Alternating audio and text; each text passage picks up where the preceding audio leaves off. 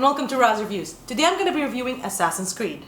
Based on the popular video game series, the story follows the character of Michael Fassbender, who's kidnapped by a group called Abstergo. Now, they have a machine that can access the past using his genetic DNA, and they can use him to travel to the past to find an ancient relic that they need. A lot of people, including myself, had a lot of hope in this film, thinking that it might break the curse of the bad video game movie.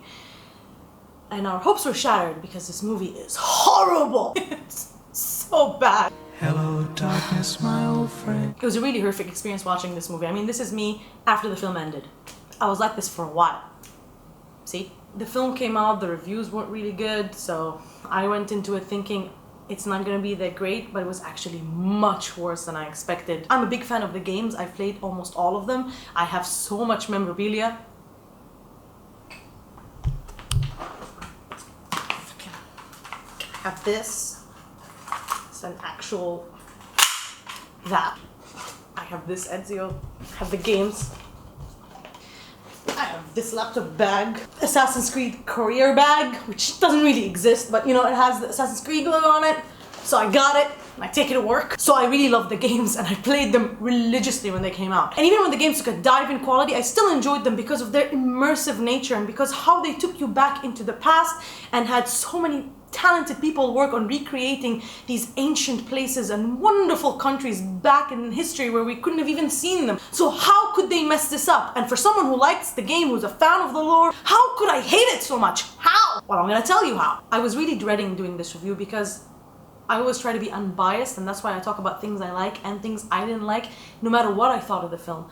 But for this film, I'm finding it very difficult. However, I'm gonna force myself to tell you the top 3 things that I liked about this film. Number 3, sort of a faithful adaptation. The lore of the game is present in the film. It's the same kind of rules. The main warring factions are there, the Assassins and the Templars, and they're the same people they are in the game. They haven't changed much. So generally speaking, the mechanics, the parkour is there. It's not there in a good way, but it's there.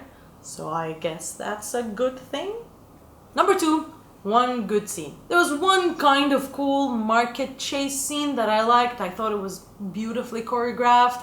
The tension was high. It was really nicely filmed, and it felt like something from the game. It felt like it had a little bit of the spirit of the game. So I enjoyed it, so it's a good thing, so I'm saying it. The number 1 thing I liked about Assassin's Creed was the costume design. The costume design was beautiful, it's amazing, impeccable. I really liked what the assassins were wearing. I really liked how it fit into the time period, and it fit into the lore of the assassins. It looked really, really cool, especially when they were doing their parkour and doing their stunts. I found the costumes to be just as good as they are in the game, so I thought that was really good and impressive to achieve. So, congratulations, film.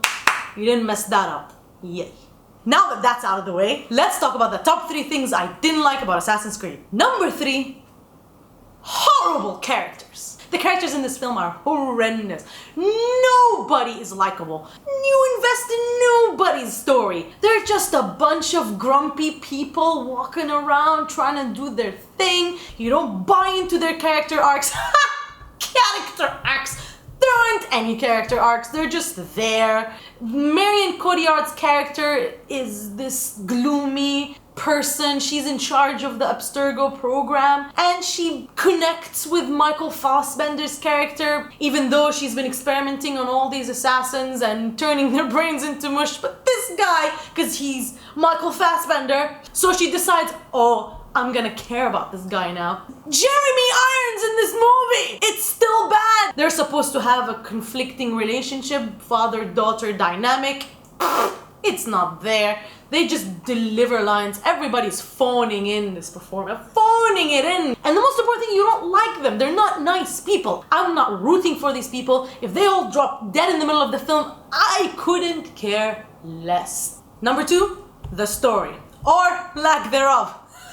The basic story premise of the games is there in the movie. There's no extra layers, so the story feels very empty. It's just this vehicle, this empty vessel for all this action and all of the special effects to take place. The hugest problem with the story is the fact that it takes place most of the time in the present. The whole point of the game, the reason why it's so successful, is because you get immersed into the past. It's that experience. You are Desmond Miles. You get in that machine and then you are transported into ancient times, and it's beautiful and it's amazing. In the game, you can still get away with it because you're talking about what, 200, 300 hours of gameplay, and it didn't actually get away with it all the time. A lot of the criticism of the game is because of that aspect. Some people might say, oh, because it's very expensive to be in the past and the sequences in the past are actually can be very costly. I argue, no.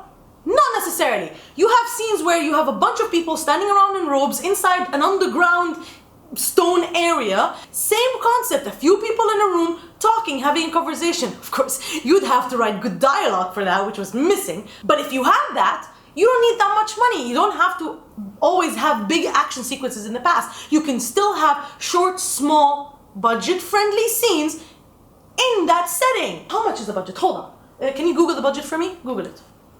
Assassin's Creed budget. 125 million United States dollars. Don't tell me this is a budget thing. Come on, it's not a $20 million film. It's not a money thing. It's just craziness. I can't explain it. The number one thing I hated about Assassin's Creed was editing choices. A lot of people would think, you know what? Even if the story isn't great, even if the characters aren't great, I'm here to see the cool Assassin's Creed parkour fight scene, assassination, jumping from roof to roof thing. And when we watched the trailers and watched the behind the scenes snippets, we saw that they were using real actual stuntmen doing the leap of faith jumps, and I'm like, wow, how could you botch this up? This is how! They changed the mechanics of the Animus, which is the machine that they use to send people back into the past using their genetic code. I understand why that was done, because visually you don't want to cut back to someone sleeping in a pod. You want to see Michael Fassbender flipping in the air. You can do that, it's not a big problem. Not like, oh, it should have been the same as the game. However, they would intercut between the past and the present in the middle of the action. It ruins all of the action sequences. It completely takes you out. You're in the middle of him jumping from one building to the other and the doves are flying. You're like, that's really cool. Then he's jumping in the air in the middle of the present, and he's wearing sweatpants. Why? Never mind the fact that the past looks like it has this giant Instagram orange filter. The present has this giant blue Instagram filter all over it. And when you intercut between the two, it's so jarring. Blue, orange. Or in the middle of a fight scene, it's like, boom, bah, bah, orange, blue. And you're like, and in the trailers, you see the scenes uncut. You see the actual run. And that's why when people watch the trailer, they're like, hey, at least it looks really great, right? Wrong. It doesn't look great anymore because they cut it up. They chopped it up like crazy people. Let's say you couldn't translate the story from the games into a film. You had a bad script to work with. Fine. But they actually had in their hands beautiful stunt work, filmed beautifully with cameras that they could have just put on the screen. They had it. It's in their editing rooms. It's on their hard drives. Yet they ruined it. I personally lost hope in video game movies at this point. I mean, you gotta look at the math, you gotta look at the track record. They're just terrible films. These adaptations are just not working. I thought this film had potential. It had Michael Fassbender behind it and producing it. It's the same team that did Macbeth. I thought Macbeth was a beautiful film. Yet here we are again. Another video game movie. That's terrible. That makes me want to gouge my eyes out. It has some redeeming qualities. It has nice costumes. It has a nice concept, but that's pretty much it. Everything else was botched, and for that reason, I'm gonna give this movie a 3. Hello, darkness, my old friend. So, have you seen Assassin's Creed? If you have, I'm sorry. I know the feeling. If you haven't, don't see it because it's terrible. Whatever it is that you thought, let me know in the comments, and as always, please like, share, and subscribe, and please let me know what else you'd like me to review for you next. See ya!